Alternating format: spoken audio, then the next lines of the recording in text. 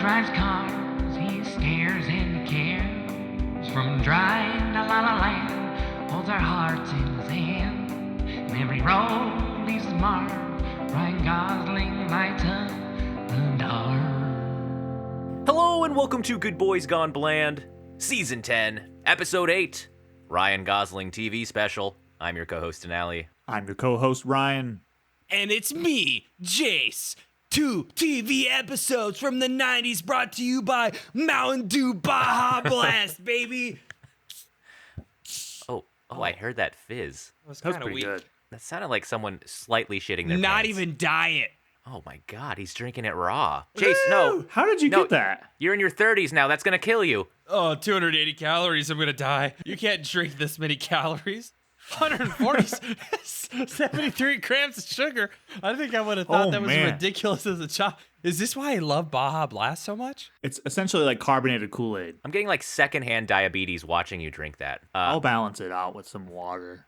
I recently had a Surge. Like, remember Surge, which was like the Mountain Dew competitor? Yeah. It was kind of like one of those 90s drinks. I remember Burger King brought it back for like just 1 year. And we pour it in the cup, and it looks radioactive. Like, it looks like you will get some disease instantly when you drink it. And I remember Amber like videotaped me drinking it, and I drank a sip, and I instantly coughed because like I think the carbonation and the flavor. And the first thing I said was, "It's poison." Poison. I couldn't finish it. It made me physically ill. Maybe that's why they went out of business. But folks, welcome to our 90s TV special, because we're in deep with Ryan Gosling right now, okay? We've seen a lot of his career at this point. We've seen the iconic roles, but Ryan decided to do something a little different. What did you decide to do, Ryan? Me, Ryan. Yeah. Ryan of our podcast. Yeah, Ryan decided to be a fucking 13-year-old. What an idiot. He makes millions of dollars now, but he decided to be a kid.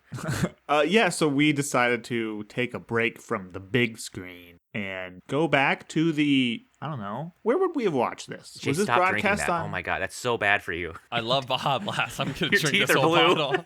bottle. Where would we have seen these? Okay.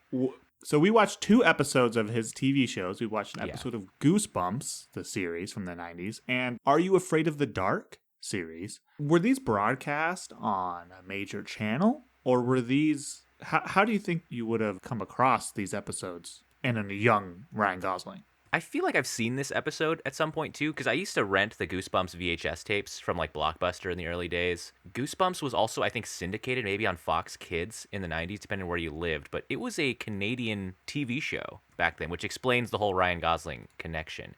Did you guys ever watch these shows growing up? No, I think that I was a little pansy when I was a kid. Right. I was a little baby, and I couldn't do anything quasi-horror. I liked the idea of it, but I think I would have taken it too seriously. Like, man, there's like green slime on the cover. Yeah. That's scary. That's the scariest thing you could show a child in the 90s. I mean, I think it's a cool concept to make a horror show for kids. Like, Yeah. it's putting a lot of confidence in kids. It's an oxymoron for sure. And it's easy to scare kids. And I remember getting the absolute piss scared out of me when I was watching some of these old Goosebumps, Are You Afraid of the Dark episodes. Just seeing that Goosebumps intro last night when I watched it, I was getting like, my heart was pacing up because it was just a Pavlovian response. I was like, oh my God, I'm about to watch Goosebumps. And I remember I was like, here comes the dog for the intro. I was like, here it comes. When you see the yellow eyes, because that used to scare me so bad. And seeing it now, it's like, this looks really stupid. So I think the idea too is like the difference between scary and horror, right? It's a horror series, but it's not necessarily scary. It has supernatural elements. It has, bad things happening to people, and it has suspense, right? And there's always like a quasi like suburban backdrop to it. And it's someone who lives like a normal everyday life where something kind of mystical comes into their life, whether it's a talking doll or something like that. And I think what makes Goosebumps interesting to me is that it's not like, it's an anthology. Yeah. It's not a plot line set in a different universe where there's sometimes scary things that happen and like monsters that are just like kind of in existence walking around. It's our world. Yeah. Have you guys ever read those things? Those Goosebumps books? I mean, one when I was a You guys kid, never maybe, really but I read think them? Oh my same God. story. I was too scared. I really thought you guys would be Goosebumps boys because By the- I read probably like 100. By the time we got to, I think I was a little prick. And Oh. shout out, I mean, I don't same, know if I see. I don't know if we I don't, not the doxes person. I think shout out to Miss Fermani, the librarian at Tenina. But Oh, by the yeah. time I'd gotten to like the level, I think for some reason I thought that Goosebumps were under me. I was like, no, I'm gonna read Yeah. an older kid book. So I think I skipped over them because of that. They were good, man, and they were also like really funny too. Like R.L. Stine is kind of like an underrated kind of comedy writer too, which I always liked about it. I remember one of the books was called The Wicked Werewolf of Pasadena, and for years until I was like in my 20s, I thought Pasadena was a made up land where horrors happen. And until we moved to LA, and Amber's like, "Oh, I want to go to Pasadena." I was like, "Excuse me." No. It's like asking someone if you want to go to Narnia or something. I was like, "What the fuck?" It was one of the most surreal experiences. I think my favorite one was about scrambled eggs. It was a scrambled eggs alien this guy found, and then it ends a fucking wild ending. Spoilers. This is a 25-year-old book.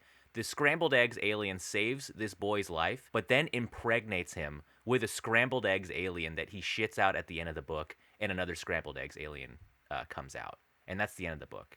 And I remember What? being horrified reading this. Yeah, look it up, folks. It's Chalk Scrambled it up to Eggs, another book on the Goosebumps. ban list. We're gonna need some God. We're gonna need some fundies to come in and take this one. No out. one tell Greg Abbott. The woke Goosebumps books, I guess. Did- It's a I great was- horror book. Doing some googling. Did you guys already mention that Are You Afraid of the Dark was a Nickelodeon series? No, maybe did that's not know why that. I saw it. So You watch any scary shit, Jace, growing up? my one time my parents let me stay up and watch the most horrifying movie that I've ever seen that I think we've either talked about or I've tried to Google before. Okay, Where it's like I think some people like sail to America and they're in a fort and it's like at night the fort gets attacked every night and it's like this horror, and I think I was like 7 when I watched it and it scared the shit out of me for the rest of my life. But you don't remember what it's What? called. I don't remember what the movie's called. I'm gonna do some Googling. I'm gonna try and come to the rescue here. And I think that I essentially did not do scary or Yeah. horror again until we were teenagers and we were all in the same room with the lights on watching a movie. And we'd fuck with each other while the movie's going.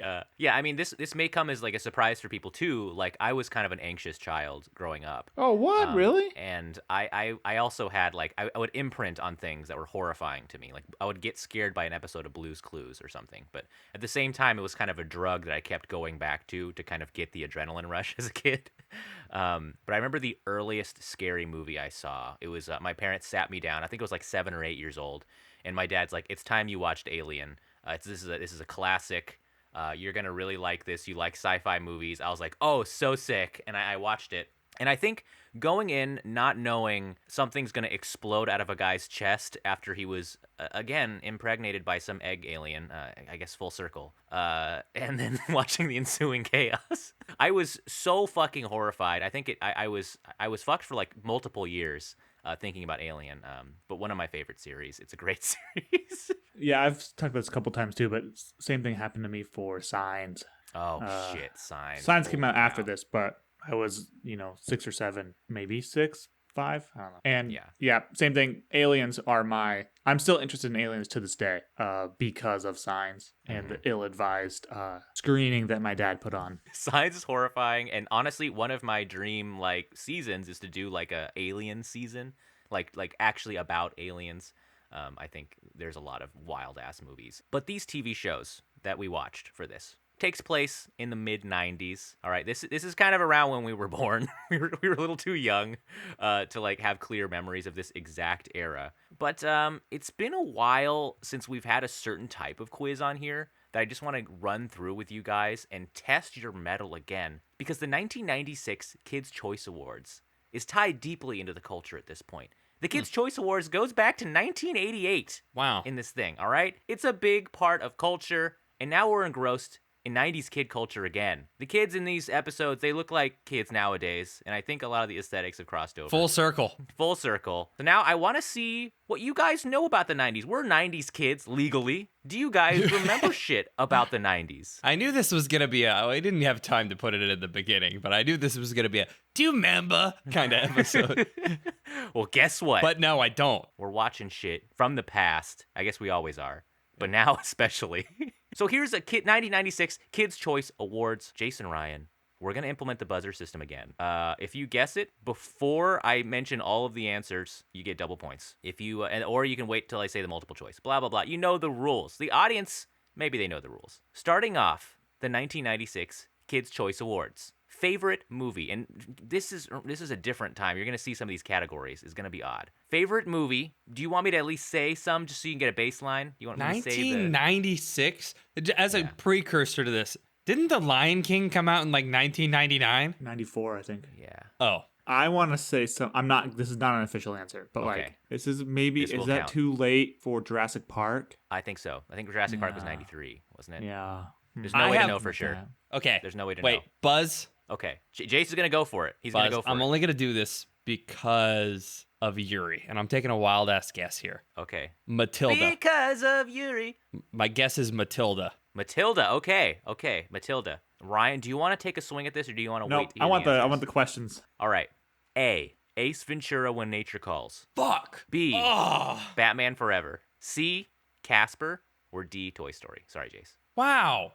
Matilda was a hit. I guess I could have just inserted an E, Matilda, just You for didn't Jace. need to, but I'm amazed. I'm sorry. Can I ask a clarification question? It was very romantic when you shouted out Yuri. Yeah. Are some of these tricks like No, these movies are all that- nominees. These are all nominees. Okay. I I'm gonna would go not Toy trick Story. you guys.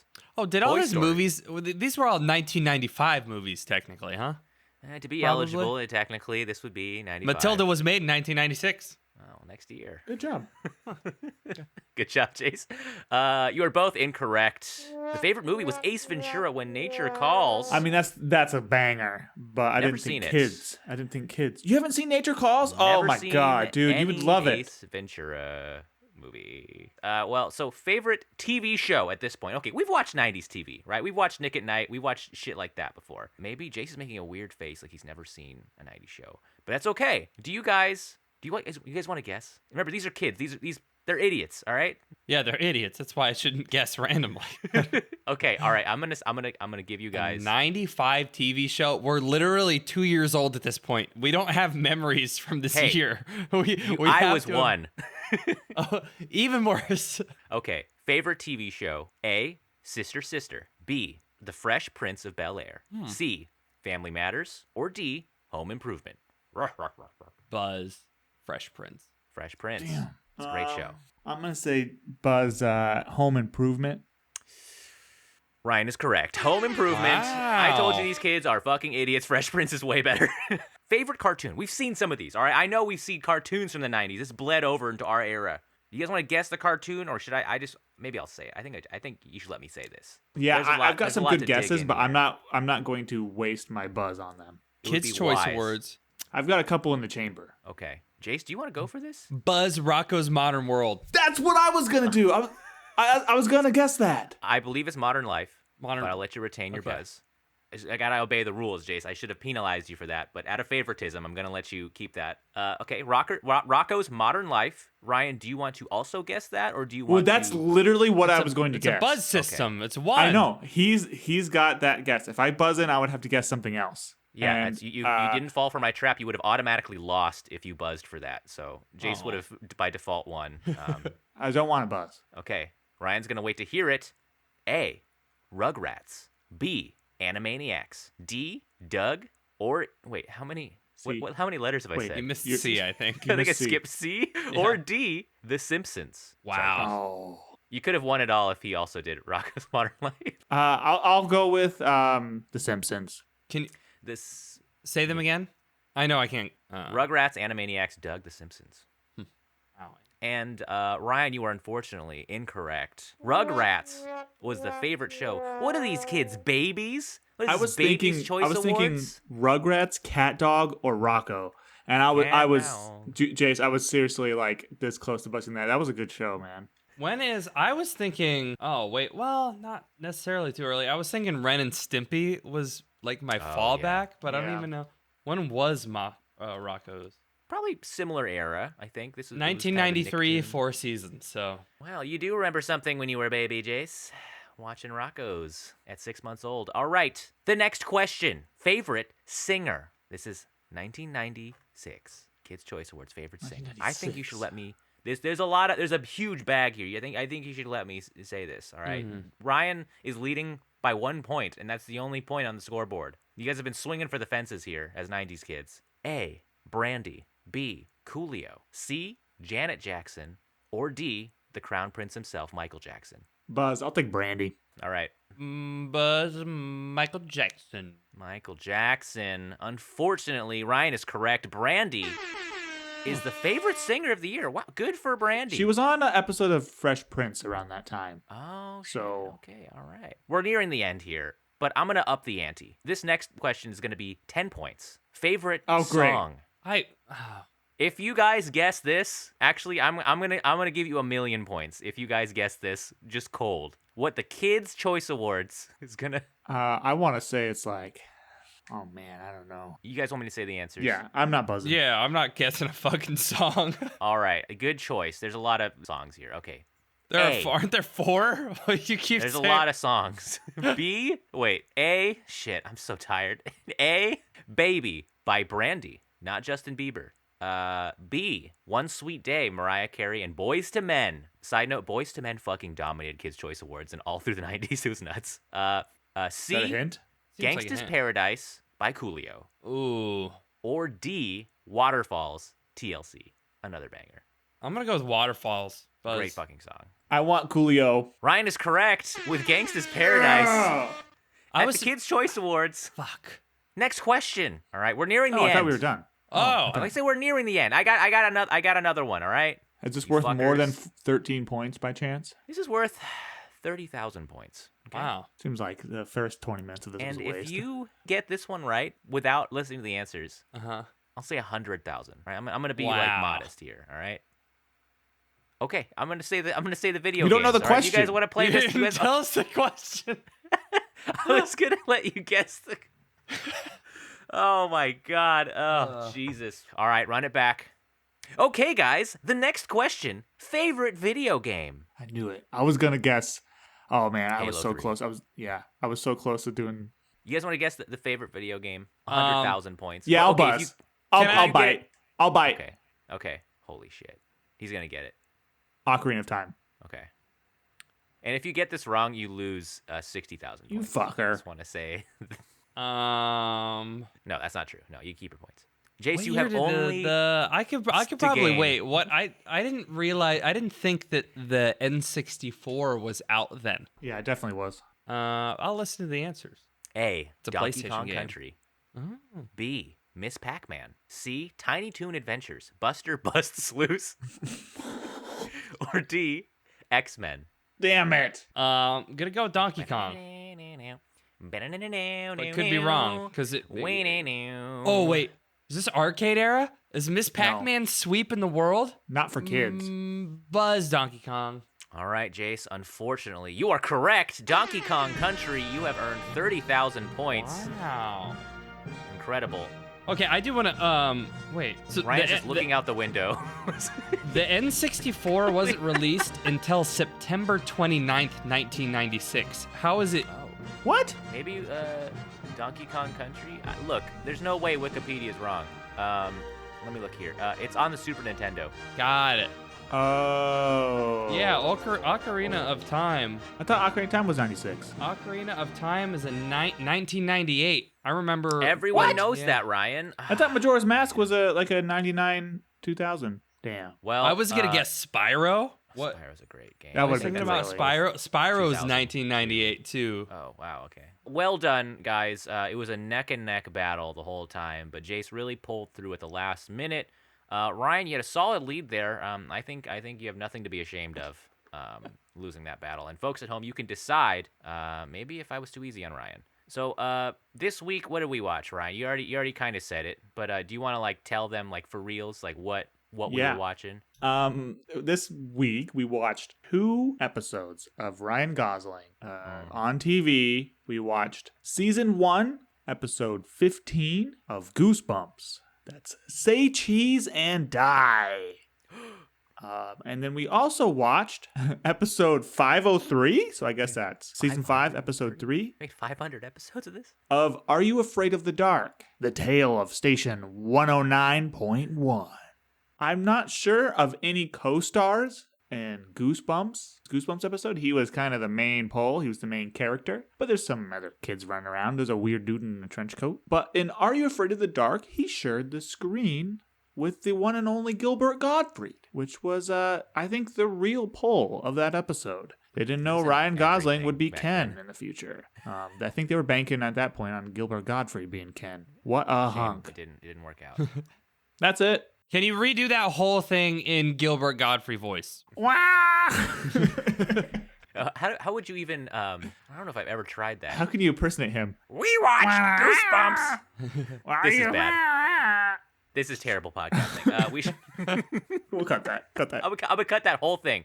And rest in peace, Gilbert. I'm sure he would have loved to hear us do horrible impressions of his voice. Have you heard him do his normal voice, too? Yeah, it's bizarre. In this episode, he did like a thing on pretty much his normal voice. It's like, you can't do that. Wait. It's not He's doing a bit. His entire career, he was doing a bit? It's a bit. Yeah. You think he had it's like an Andy Kaufman thing. Like larynx infection where he had to scream everything? It's like a Larry the Cable Guy, Andy Kaufman thing. I'm not going to question, the magnitude of vocal ranges that can occur in the human, right? As a human. I just am in awe of the, I guess, maybe lack of sanity of someone who could do that for 40 years. Jace looks like he found out Santa Claus wasn't real. He's like, Santa? That's insane. Santa must have been, I can't imagine the lack of sanity someone would have. How many malls does he keep going to pretending to be this guy?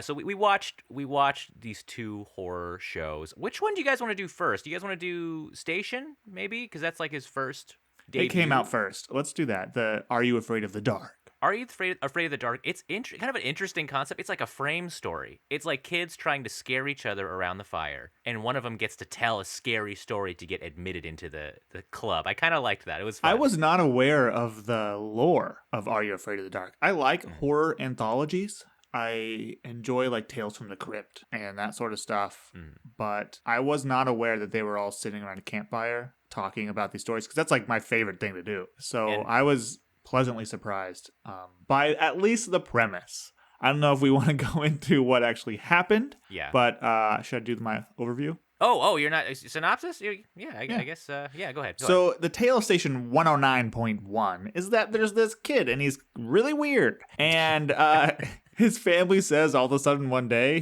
what was he doing? He was hanging around a graveyard or something. He went to a funeral or something. Dude, this kid is so fucking weird. Yeah, and he became obsessed with like death and like being weird. And as kids do. Yeah, right. I was like that. His neighbor is owns a car body shop and is working on a hearse. And so Ryan Gosling, this weird kid's brother, I don't know any character names, says, "Hey kid, little brother, let's go over and play in the hearse." And Ryan Gosling does that, and he traps the kid in the hearse. And all of a sudden, the radio turns on in the hearse. Oh no, Ryan Gosling hooks the battery up. That's right. Yeah. And but the radio turns on and starts going to channel 109.1. And it's the Afterlife radio. And somehow, it's not really clear to me, the little kid, the little brother, gets sent to the radio station. And the radio station is where all the dead people go to the afterlife. It's like the not train all of station. Them. Well, right, yeah, the ones that are sent. People who haven't tarried, yeah.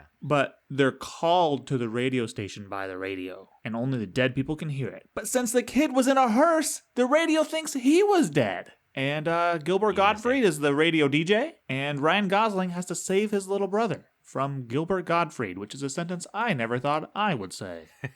Going into this show, and the little brother's character, who's kind of the protagonist, they kind of open with a fake out. You see him laying in a coffin with a suit on. He looks pale as death. And then his mom throws a towel on him. He's like, "All right, what are you doing in there?" And then you find out this kid, he seems like a serial killer, honestly. Like the things he says at the dinner table where he's like, "You guys ever wonder how long a human could survive buried alive?" And he's like burying his mashed potatoes. And then you get the first Ryan Gosling scene in history, which is a nonverbal reaction. Ding for the Gosling meter. It's pretty classic. Yeah. He did that once. He's like, this is going to be my bread and butter for the next 40 years. The director saw the scene coming. He's like, oh!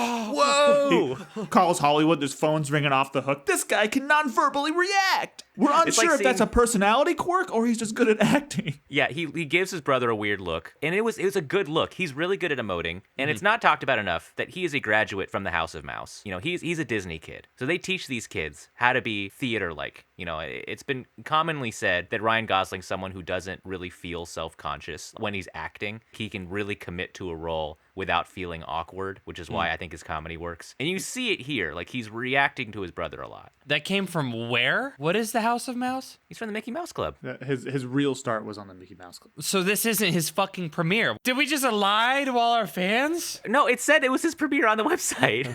But if he's from Mickey Mouse Clubhouse, he's been on TV. Look, Jace, let's calm down. You're telling me Gilbert Godfrey's voice is Give me a sec. So just the thing calm is, down. His Mickey Mouse stuff is not like credited. He was 13 in the House of Mouse. He wasn't credited on the Mickey Mouse Club. So this is like, mean? I don't know. I think hear me out. I think what happens is Disney goes around. I think I get it rounds now. up a bunch of child actors, puts them in shit, doesn't credit them, and says, this is your big break, kid. And then they just air it, make millions of dollars, and kick the kids to the curb. It's like Takeru Fuji winning the March Grand Sumo tournament as a top division rookie, which has happened for the first time in 110 years. No. Yeah. It's unironically not like that. It said his first TV role was Young Hercules, which is not correct. Okay. I'm past it. Anyway, this is his first non-Mickey Mouse TV role, I guess. All right. Anyways, his first line. I just want to note his first line. First scripted line is "What a cheesehead." Iconic What a line. cheesehead. First line, and I don't know if he ever retires. I think that should be his last line too. Like maybe when he's like 90 years old. Gosling is really good in this, I think. Yes. He's kind of talking in a Bart Simpson voice, where he's like, "Hey, little brother, what are you laughing at?" Like he has this kind of very finger up the nose punk style. Yeah, and he's not a bully, right? He's like a playful older brother, and he's got this like shit-eating grin on his face the whole time. The smirk. He's always like planning something, or when his radio show comes on, he kicks his little brother off. And I think it's so charming to think of a teenager who's that into radio. Like, he wants to hear the Ryan and Steven show or whatever on the radio, and he just likes listening to it. I can't even imagine a teenager doing that. Well, that's the way it was, man. That's classic. Just listen to a show. I mean, I guess I listen to radio, but it's what are you it's really talking weird. about? It's weird, What man. do you think we're doing right now? This isn't for kids. This is not for kids. Could you imagine getting really into people talking? Who the fuck would listen to that? And like Ryan said, this little brother becomes obsessed with death because he played, quote, "capture the flag" in a graveyard. And ever since then, he's been acting weird. I mean, kinda. I used to play capture the flag in a woods that was, pretty much conclusively, everybody agrees, it's home to Sasquatch. And now that's all I think about. You can't that's just like my drop big that thing. in there. Don't take the bait, Jace. Don't take the bait. He said Sasquatch. He wants to turn this into Sasquatch. We're just going to move right on to talking about the show. Yep. And so he scares his little brother by hooking up a car battery to the car and turning it on after he locks his brother in there. Huge right? guffaw there. Guffaw? Is that the... Like a funny moment? No, not a guffaw. Guffaw is like, I think, a polite Huge laugh. blunder. Okay, yeah. Gaff. Gaff. He could have killed his brother. Gaffunder. Well, how do you jump a car to start it and the keys are in the ignition? And the battery's on the outside of the car. This was a 1950s car. I have no idea how they're put together or activated. They don't need keys. Yeah, I think you play Elvis and it turns on. But like one of the things he does, and I remember doing this as a like, it's so fucked up, like locking your friend in like a car, like a creepy area, and then just walking away. Like he just goes home and eats dinner. Yeah, and like you don't know how he gets out. Yeah. That's a trope that happens though in a lot of horror. Unintentionally locking someone in, or intentionally. Think about that scene in The Sixth Sense when the kid gets trapped. And that is pretty scary. Yeah. It's played off completely seriously. Where in this, like, yes, the scene is serious. We're seeing it from the little brother's perspective, but we're not worried about the kid. We're not thinking the kid is going to die while he's in there. I think as a child, I am. I think, Well, that was my big question too. Is do you think that this was a below average scary, scary, or above average scary episode of this show? I think for kids, I would have been scared out of my fucking wits. Really? By this show. I got more of a Twilight Zone vibe than a like horror vibe, you know? Dog, seeing those black hooded figures drag a soul into the gates of hell. Yeah, I think, but ultimately that was like the horror we weren't like sitting around waiting for those dudes to pop out, you know? We weren't like being told, watch out, if you listen to this radio, like random black hooded dudes will pop out and grab you. This was all like, it was the lore of the radio station that was supposedly scary, right? I don't know. I think scary things were happening because, okay, like right after this scene, a thing that actually scared me as an adult, after the radio station's triggered, Ryan Gosling is about to walk home and he bumps into an old man in a suit. And I think that scared the shit out of me as an adult. And he's like, can you help me go home? And I was like, holy shit, that is scary. Like bumping into someone like that in a dark street where you're by yourself and he's in a suit. That's pretty scary. Jason, did you already drink that? What do you mean already? It's been 45 minutes. You shouldn't drink that. I'm refueled. They released a line called podcast fuel. And then so you hear the station, right? He listens to this radio station in the car while he's trapped in the car. And it's creepy. The kid looks up the radio for the dimensionally challenged. It's kind of cool. The kid looks up the radio station online, finds it's not registered, but finds a last known address of when the radio station was active. He's like, huh? I'm going to check this place out. He goes to the radio station. Gotta pay rent. Yeah, it's fucking freeloaders. And he finds more old people walking around. And then, yeah, like Ryan said, right, like Gilbert Gottfried's like kind of like the gatekeeper. He's like processing people to basically carry on to the next life who have not moved on after they died. He's what, St. Peter? I think know. St. Peter's stationed at the pearly gates. I put a note in here. Yeah. This motherfucker has a pretty chill interpretation of the afterlife. Right. Like kind of nicely separated from, I would say, what we would view as mainstream Christianity. Because it's like, oh, if you're a bad guy, you go to hell. But, if you were just good, right, you get to go to a good place. Yeah, quote unquote good. And the doors were kind of scary, but they would open when the hooded figures were throwing people in the afterlife. And it was like blue glow, like a white and blue. Yeah, and there was heavenly stuff going on. So it didn't remind me of like, a dark cartoon's depiction of hell where like there's these doors in the middle of a black room and there's red things coming out and arms coming out and screams and grabbing stuff. I think that would have been, the door was pretty PG-13. spooky. Yeah, the door was. I totally agree. It was, I think conceptually too, it's kind of spooky. But you find out Gilbert Gottfried's running this radio station to kind of help attract people there. A huge part of the plot is snap bands, which I think is hilarious for the 90s, where they put it on people's wrists to mark their like place in line to basically be crossed over. And he's trying to convince Gilbert. He's like, yo, I'm not supposed to be here. It's not my time. And he's like, haha, sure, kid. And then what happens? How does he get out of this? His brother, right? He takes over the radio station and he calls what does he changes the frequency onto his brother's favorite channel? Yeah. And like it's really weird. Somehow tells his brother to come save him. Yeah, I feel like that's an FCC violation if you are running over someone else's broadcast. So the kid's going to face a federal crime when he gets out of this. Biggie. So, and Gilbert runs in. He said, "You can't be in here. You're not in the union." I thought that was a funny joke. That's a good joke. That's a joke for the parents that are sitting around forced to watch this. The DMV joke too. Yeah, he's like, "I don't make mistakes. I worked for the DMV." When I was alive. Gosling becomes the hero. He saves the sort of. I mean, no, he doesn't. He doesn't save them all. The kid gets sent into pseudo hell or heaven, which was where he was sent based on the adult ? Right, because there was that adult that he ran into at the beginning. Holy shit! The devil would have been like, "I don't care if you're not the wrong guy. You're staying."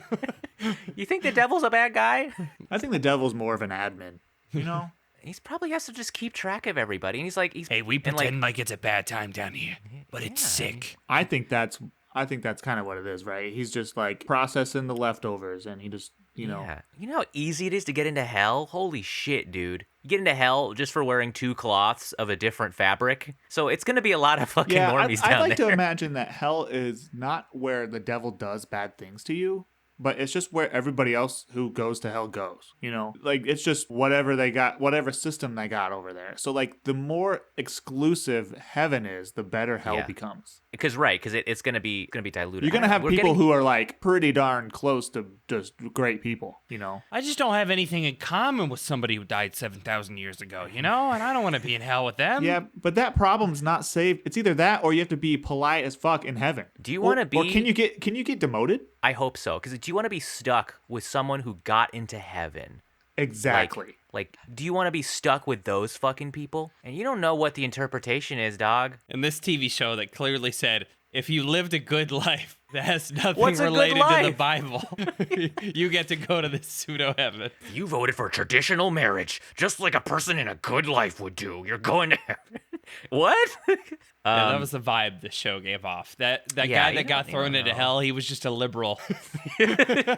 Anyways, the kids get thrown into the afterlife. Wait, and if that was true, would hell be a better place than heaven? Yeah, that's what I think. There's layers. All good things have layers. Shrek. It's metal as fuck. The aesthetic is cool, dude. You look at the aesthetic of hell. You look at hell paintings. It's cool. I think of all our episodes, we've run straight into a certain line, and I think this one unexpectedly It asks theological questions. Look, and can I just go on record? If I don't know, if hell's bad, maybe I don't want to go there. I don't want to. Yeah, that's probably not a very controversial thing to say. Maybe if it's bad, I don't want it. Well, let's do about 30 seconds of non-controversial stuff. Yeah, let's do it. Let's do.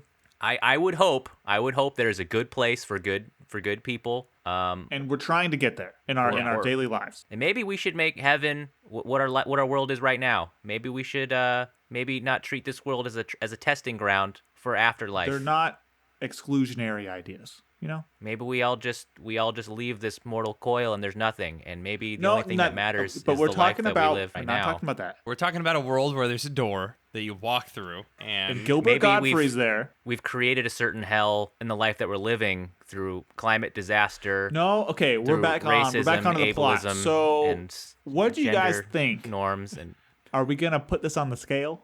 Okay, the kid. Okay, we should say though, the kid gets spit back out. Yeah, and he's like, it's not your time, and they get Gilbert Gottfried in trouble in his job. He's like, oh, I sent another kid. Oh God! I think that's the best Gottfried we've gotten today. There goes my pension. Was that better or worse? I think worse. It's kind of. Can't hear myself is the problem. Yeah, so I can't. It's up in the nose. I see my audio clipping every time I do it, so I think it's bad. Yeah. But, I mean, I think it's a bit of a cop-out, right? Like, I kind of felt this, where I was like, oh, the tension's kind of gone because they just spit the kid back out, and it's almost like telling the kids at home, don't worry, they'll spit you out if you ever have this nightmare of, like, getting mixed up. I think a better horror ending, maybe not for the show, would be if, like, the kid gets saved barely by Ryan Gosling's character, and then the guy says something ominous, like, oh, don't worry, we'll get you someday. Or like, oh, you just wait. You missed the point. Like, I think, yeah. The horror was the bureaucracy. Yeah. It's going to the DMV. Again, it's the hell we've created on this earth. I think what would have been the most scary is if the kid got trapped in a door and the door was like closing and opening, like chomping him up into little bits like hamburger. So the kid died. That would have been way more scary. Yeah, I agree. That would be scary, Ryan. That's a good movie? I don't know. I think as soon as that kid sitting around the campfire was like, and you stuck in a room with Gilbert Gottfried. All the kids were like, oh, fuck. And old people. I think a scarier movie would be a paper shredder. Like a big paper shredder. That's what I just described. The opening is just the kid being dropped into it. That's what I just described. There's nothing else. Get rid of the plot. I just said that. Let's put this on a scale before we go on to the next one. Oh my God, we have another one. Oh my God. What have we done? That's why I'm trying to move on. Well, this was a bad idea, Ryan. We should have watched Drive. We should have watched Drive. Okay, quickly, Gazometer. We'll throw it on the Gazometer, and then we're going to rate it on the movie meter, but it's a TV show. We gotta be fast. We gotta be fast. This is hard because he wasn't the main character. Too slow. It's too slow, Ryan. Shut the fuck up and let me do it. He wasn't the main character, so quantity is going down a couple notches. I'm not going to penalize it for only being 20 minutes long. You know, that's as much content as we got in freaking Plays Behind the Pines. He's not. I mean, he's only 13, so how much of a ladies' man can we expect him to be? Oh my God. Yeah. So it's hard because I think he's not a child star who was in a bunch of stuff that ended up growing up and being in movies. So this is gonna be pretty low. I might say, for curiosity's sake, if you're a Gosling fan, pop this on. Or, pop Goosebumps on or something. But, like, I'm not going to put it on too much of a curve. And I'm going to give it a 4. All right. For his first role, a 4 on the Gosometer. How Gosling was this? Okay. Jace, what do you think? I gave the Gosometer a 5. I think I'm right there with you. Low. I was kind of waffling with how to rate this one, but 5 because of low volume. But you certainly see what he's going to grow into and use is that you get a direct line into the future, into the rest of these movies. Like, if you watch this and you were like, wow. So, yeah. A solid 5? Yeah. 5 God's heads. Yeah, I mean, I'm going to agree with you guys to a certain extent because I think he's playing to his strengths here. The volume is per percentage of the show, it's pretty high, I think. He's kind of like a pseudo-protagonist in this thing. His acting's very good. There's certain things in the Gauze meter that doesn't line up, though. He's not in L.A. No cool jacket. So there's certain things I'm going to have to take off. He doesn't have a good scream in this show, so I'm going to take that off, too. So I think a 5 is fair here. I think it's a middling Gosling performance, but it's fun for fans. All right, TV meter. What do we think about this episode? I did not like this one all that much. I wasn't having a great time watching it. I think I was set up to believe it was going to be scarier than it was by the whole idea that this is an anthology horror show. Maybe because the new series is actually kind of scary. The one on Netflix when they rebooted this. Oh. Or that might have been Stories to Tell in the Dark. Whoops. Who knows? No way to know. So I'm going to actually, I don't know. I love the Twilight Zone, and this had a Twilight Zone vibe, but I feel like it was a bad Twilight Zone episode. So I'm going to go with a 3. Yeah. Oh, I guess I fucked up the order last time. I'll just go next. Sorry, Chase. Yeah, I mean, I agree, man. This is not a good episode. The acting's not good, right? It's for kids, dude. What are you gonna expect? I think it's a fun watch, but I think I'm gonna also give it a 3. It's like fun. It's for the '90s. It's low stakes. This is not supposed to be well crafted television. I would go opposite. I think this is like a pretty fun as far as a TV episode. Obviously, I haven't watched a lot of the Are You Afraid of the Dark? This seems like a fun idea that's not an idea that I've heard before. I think it's wacky. A kid's obsessed with death. They throw in a hearse. I think there was some good comedy for adults, and viewing it against other TV, viewing it kind of more, I guess if insular of TV show in this is the right word, I thought it was pretty good. So I'm going to give it a 6. Wow. Jace loves it. Sorry. Okay, next show. Okay, we gotta bang through this. We fucked up. We spent too much time doing this. We're burning studio time. Goosebumps. Say cheese and die. Yeah, so once again, it's your boy Ryan explaining what's going on. So committing felonies. He commits a couple felonies. Yeah, he burglarizes for sure. So allegedly. We saw it. Allegedly. Breaks into like the basement of some abandoned building and this spooky guy's laboratory, him and his friends, and they steal a futuristic camera that they find. Objection, he borrows. I don't know how they knew it was a camera, and it looks like a helmet. And it's like a gun. Yeah. It looks like a weapon, dude. I would not aim that at somebody. And he finds out when he takes a picture of his friend that the camera can tell the future. The Polaroid that comes out, copyright, can... Nice. Protect yourselves. It shows something bad essentially happening to the person in the camera. So his friend is standing on a staircase. He takes the picture, and the picture is of the friend falling off of the staircase. Kind of fucking hilarious. Like and Looney Tunes. That's what happens. So of course they abscond, and they start taking pictures all around town with the camera. So it takes pictures of a car. Oh, the car looks wrecked in the photo. Oh no, stay out of the car. Stuff like that. Yeah. Yeah. That's it. I mean, that's the whole premise. I remember seeing this book all the time in the library. Say Cheese and Die. It has that iconic barbecue grill cover. Folks at home, they might know what I'm talking about, with all the skeletons at the barbecue, and it's a Polaroid copyright really? photo. With the skeleton with the surfer bro hair. That was my favorite moment in this whole episode. And they recreate the cover in the episode. But I remember like being really chilled when I saw that in the library. Like the librarian would set it up kind of on the top of the bookshelf and be like, "Oh, this is a scary book." But you see Ryan Gosling in this one, right? It's one of the first shots of the show. You see him with this beautiful feathered hair from the 90s. And man, fuck, like, you guys remember sneaking into decrepit buildings as a kid? Yeah. Like, just doing weird, sketchy shit like this, just, because there was no, I don't know, video games or anything to do. Well, to also, keep you like, safe. imagine being an adult and nowadays and, like, going around and sneaking into buildings and stuff. Like, running around your neighborhood through the woods nowadays. Like, you'd be arrested. Yeah, you'd be... But there's something about this story that captured, like, being a kid really well. Yeah. Because the parents didn't really give a shit what they were up to. But at the same time, he had to go home and, have dinner with his family. And so it followed those beat points, and that gave it, like, the pace. But it was pretty wacky. There's something nostalgic about it. I mean, right away, though, you guys noticed the acting in this. The difference. It was amazing. Holy shit, dude. Like, and there's a weird forced cool kid cadence that comes out of the 90s. Like, hey, come on, Tom, we're going to go in this building. Like, they talk with this super weird, like, nobody talks like this. It's bad. Well, they might have. Maybe they did. But the kids are looking at this old, decrepit building, like Ryan said. A creepy guy lives in there. They call the creepy guy the Spider or something. He is in the funniest wig I've ever seen. He's terrible. He's like a... So the thing about this character is that he's like a 30-year-old dude. He's a weeaboo. Come on. And he's dressed up. He's dressed up in like a trench anime. coat, shades, and a gray wig, meant to be like a crazy old scientist man. But he just looks like a flasher. He looks like Trent Reznor in the Closer music video for 9 Inch Nails. He's just maybe he showed up to set like that because he's just the same in his IMDb page. Maybe he just looks like that. Sometimes when you get called in for casting stuff, they have you bring changes of clothes. Like, wow, you're ready. Get out there. That guy. But they go inside this creepy building. Gosling knocks over a box. They find this weird camera.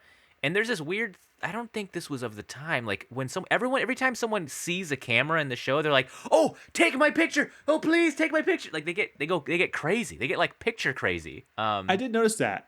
Was that like a pre-social media, pre-internet sort of thing where people were just fucking nuts and they're like, "Oh, pictures are so cool because you like get to see yourself afterwards," or because like nowadays, obsessed in the same way, just a little different, Yeah, like, it is different. Yeah. I mean, my parents did used to talk about, like, getting your picture taken was, like, a thing. Like, it's like getting your portrait, right?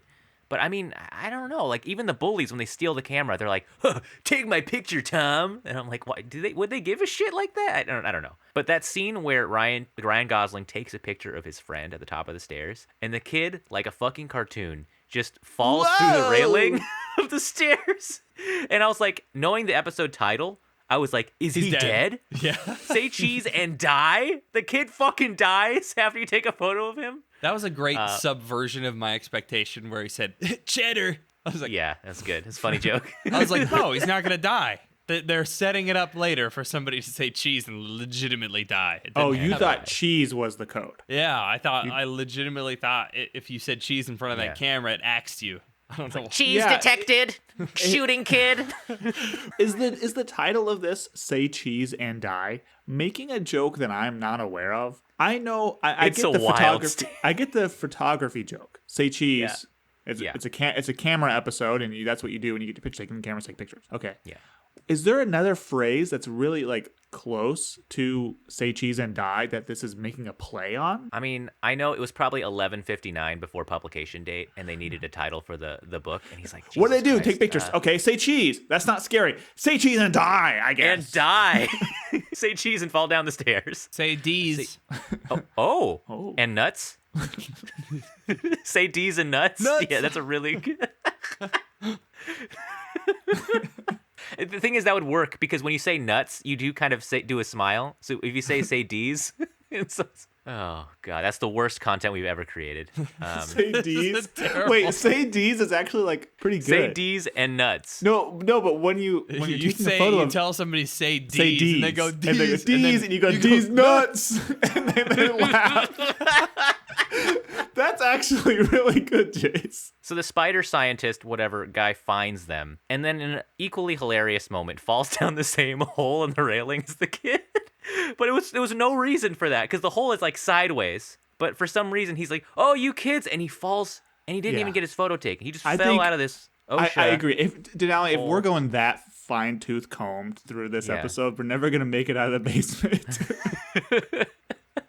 Like, yeah, the dude should not have fallen sideways, but also there's like a weird shit with like a car, and the dad is like really happy-go-lucky and stuff. Okay, the car is like a 1996 Ford Taurus. Yeah, and they couldn't afford anything They bought better. a new car. Okay, so Ryan Gosling gets home with the camera, and his family had bought a new car. Yeah. And his brother takes a picture in front of it, and so Ryan Gosling looks at the picture that came out, and the car is like all wrecked. The front of it's like kind of smashed in a little bit. It was kind of creepy though. Like, yeah, no, it was creepy. And so Ryan Gosling's now scared of the car. He thinks something's going wrong. Yeah. He goes in the house and eats dinner, and his parents are like, "Don't you like our new car?" And the mom such a boner says, for this car. The mom says, "Yeah, I've always wanted a car with a little muscle." And it's the flimsiest, dinkiest looking car. Like, it's some Yeah. My extra's dad car. had a Ford Taurus. No, we had a Ford Taurus too. I got driven one. It's not a good car. It's not a muscle car. No. And even like they asked the older brother who's supposed to be cool. They're like, "What do you think of the car?" And he's like, "Real smooth ride." But like, I just don't understand why this production company can't get for at least like 20 minutes, get a car that looks a little bit better. It's like the lamest looking. I think the Ford Taurus, the 90s Ford Taurus is one of the lamest looking cars ever made. Yeah, I mean, fuck. I don't know. Maybe they think just kids are idiots. They're not going to know. No one's going to point this out. They're not expecting 3 almost 30-year-olds reviewing this movie. So they go, Ryan Gosling's scared the whole time the car's going to crash. Eventually he gets home fine, but his dad crashes it later, right? Breaks his leg. So like, nobody's dying though. It's everyone. It's just kind of making it bad. Like, it's not good he broke his leg. It's yeah. He's hanging out with his friends. They're a trio, and there's the other guy, and then there's a girl, and so they're in her backyard or something, and they take he takes a picture of her next to a tree. Oh fuck yeah. And when the photo prints, she's just gone. That was creepy. That gave me a chill. I was like, okay, now we're going. Now we're here. Now we're getting into some like real scary stuff. Well, it's also, this is like the plot of Final Destination 3. Remember This is where literally the plot, yeah. Where it was like they show how the people die in the photos, and they took that to, and I think this is the OG. And what happened to the girl? She fucking disappears, dude. She goes missing. Disappears. Holy fuck. And so Ryan Gosling actually has this kind of almost, to me, it was almost fourth wall breaking moment. Yeah. Where he was like, wait, is the camera making them die? Like, these happen? Like, if I didn't take the picture, would it not happen? Yeah. And I think what they were doing is they were rolling, and they didn't realize they were rolling, and they're kind of sitting there between takes. And Ryan Gosling's like, I don't understand the plot of this show. Like, why are these bad things happening? Because that's like a lot of bad things that happen to my family, like within a day of me getting this camera. So it feels kind of like there's like an evil within the camera. And if I could solve all these problems by just not taking any photos. Yeah, and he's forced to take a lot of photos in this. Like, stop carrying the camera around, guy. What do you? Throw it in the dumpster. Exactly. Well, then he doesn't want other people to take photos. He's kind of an altruist. Throw it in your own dumpster. Well, then it's going to go to the dump, and it's exactly. indestructible. I don't know. I don't understand the moral ambiguity. Like, he broke in and stole it, but he's like, oh, nobody else can find it. Well, he returns it. Yeah.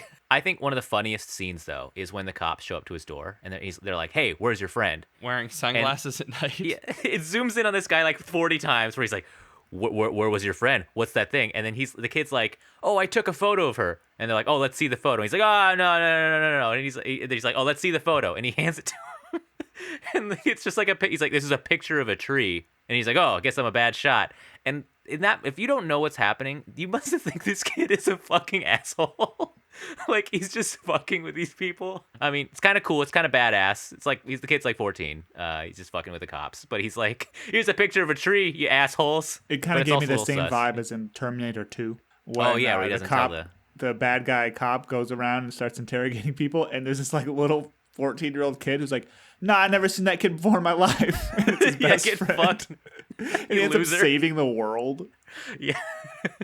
Solidarity, 90s kids. Yeah, and then so the scientist guy is following the kids around. It's kind of creepy. And Ryan Gosling's like, we got to return this thing. All right, like maybe the scientist is going to know what to do with this. You know, this is fucked up. And the girl like at one point Ryan Gosling rips up all the photos that he's taken out of frustration. I think he's like freaked out about everything. He rips it up. The girl reappears when the photo is ripped up. When she reappears, I was terrified. And it was in the middle of the night. It was dark. She was a I thought she Yeah. was being sent out. Like I did too. I thought she was like still possessed or something. Yeah. Yeah. And her then the stilted explanation acting, was, like, yeah, exactly. yeah, And then like, the it makes you explanation seem was like that, it's wrong. oh no, she just woke up and her parents were terrified. Yada yada yada. She doesn't remember where she was, And anyway, And then- so I left the house. and then she leaves.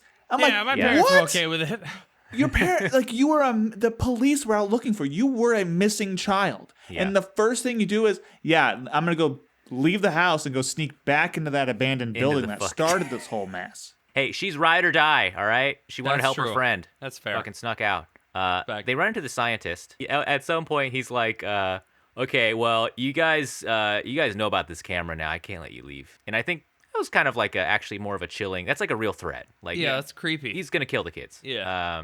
And the girl, like the stone cold fucking operator she is, pulls out the camera, takes a photo of the scientist, and he like dissolves into thin air. He's like, no. He gets trapped in it. He gets trapped in the camp, but they don't even know that. Yeah. So like, I'm thinking about what this girl is going through 30 years later when she's all grown up, and she's an adult. She thinks she murdered this man when she was 15. Like, she thinks she pulled out this camera and he dissolved. She or might not something. think about it. You think so? You think if he went through that as a teenager, you killed a guy, you can't tell anybody because this is something no one is gonna believe. It probably, honestly, turned her into a psychopath. It was probably a slippery slope. Like she's done way worse things since then. She doesn't even think about this one anymore. You know, it's God. what, you point a camera at somebody, they die. You didn't do it. The camera did. It's essentially a gun. Well, Jace, I don't know. And guns don't in kill fiction, you know, he described it right before being killed by his own camera. Well, it's also like you don't see the kids afterwards. The last scene is that they quote unquote kill the guy. And Gosling is also like he's an accomplice. He sees this whole thing happen. You don't see the aftermath of being like, holy fuck, we don't know what we just did to that guy, and now we're just gonna try to live our life. Yeah, but okay, they go to the police Yeah. and they say, officer, I just took a photo of this guy and he disappeared. Yeah, exactly. And But the it's cops are also like, okay. sure, bud. Okay, no problem. probably go killed home. him. And Yeah. they're like, okay, it's off my conscience. And they're like, you know what? We got nothing better to do. We'll go to the warehouse. And they go to the warehouse and they find two half-eaten bodies of the older teenagers and the spider guy. Like, Oh yeah, that's true. right. He There's gets like out. he got released from There's the an camp. epilogue Yeah. where the And he bullies murders those break in bullies. because somehow the bullies know that the camera's back there. that was a they little really wild, wanted yeah. that camera. Holy shit, they wanted it And so so bad. they took it and they took some photos and the bad guy came out and killed him, I guess. I want to know what the photo was, because the bullies see the photo and they start laughing. And like, is it a photo of a crazy bad guy behind them about to kill them? Who knows, man? I It's just want that to know. embarrassing photo of SpongeBob at the Christmas party. The writing is so tight in this. I know Yeah. they put it in there for a reason. There's probably some clues we're not picking up on. Yeah. Okay, let's close this out. Yeah. Yeah, I'll do the Gos Gosometer meter. first. How Gosling was this, and then we'll rate it on our TV meter. Let's do it. I think he's the main character.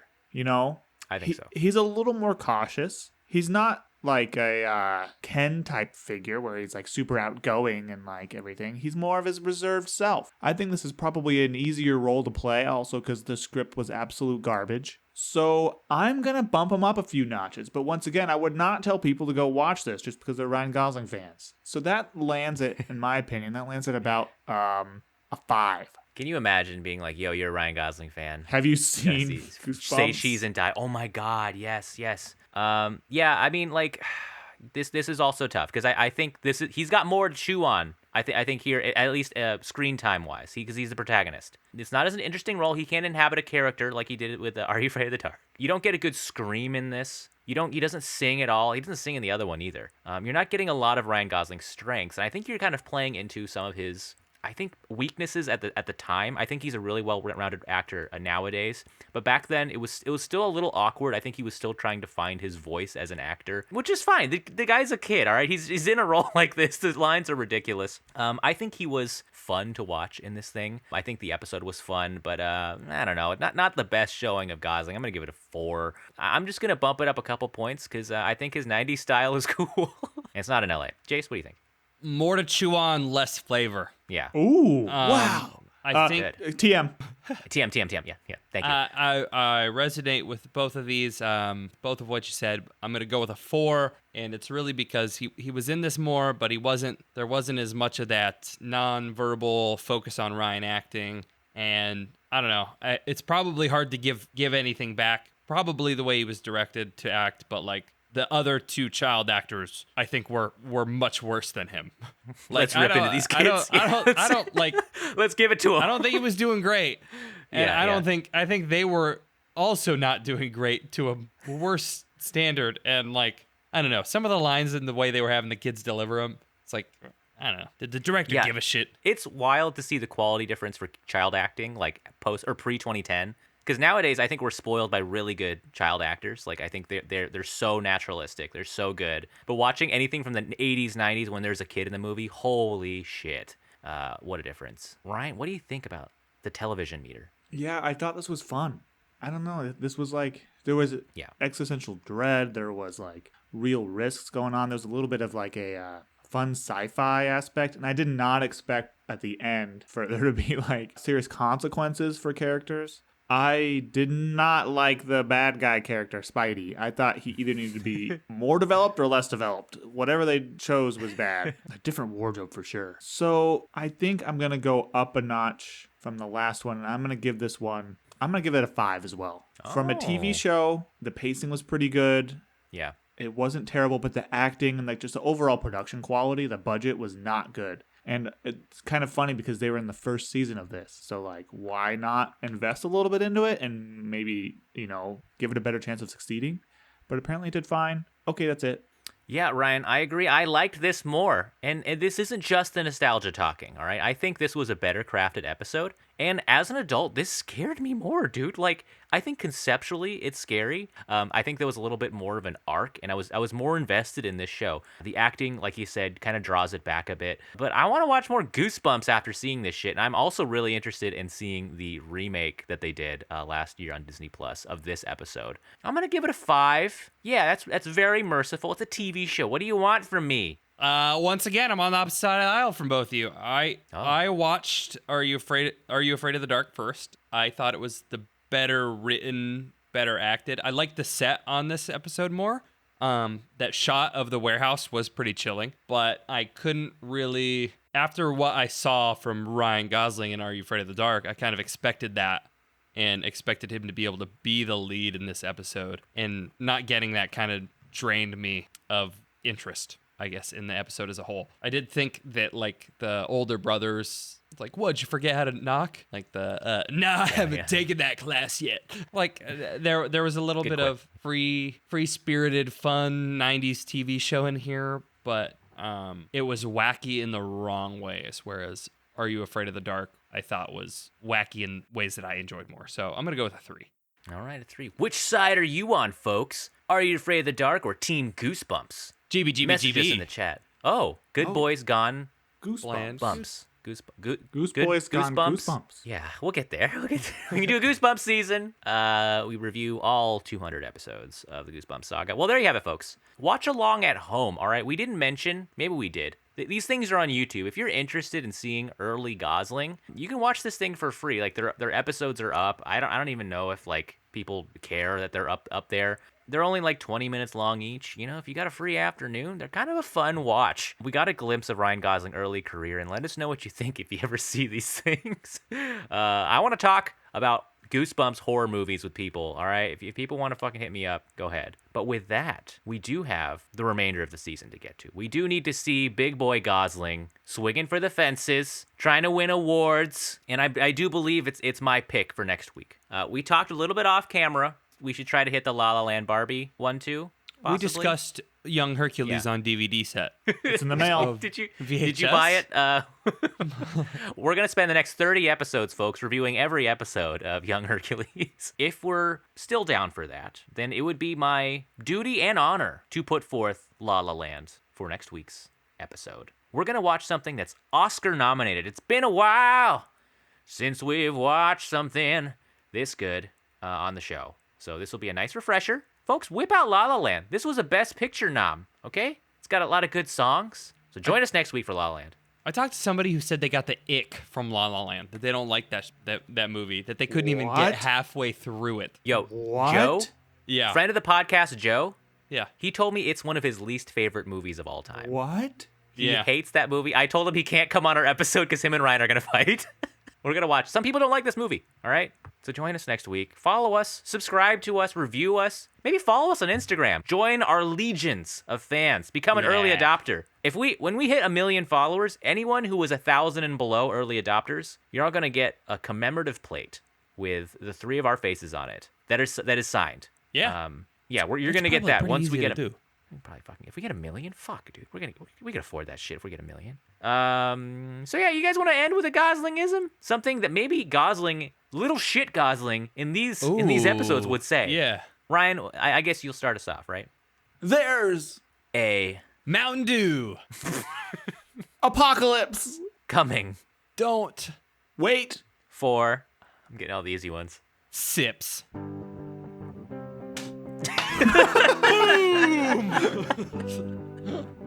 Jace just threw his bottle at the camera. Don't wait for sips. Goo goo gaga just shit my diaper. That's a good way to end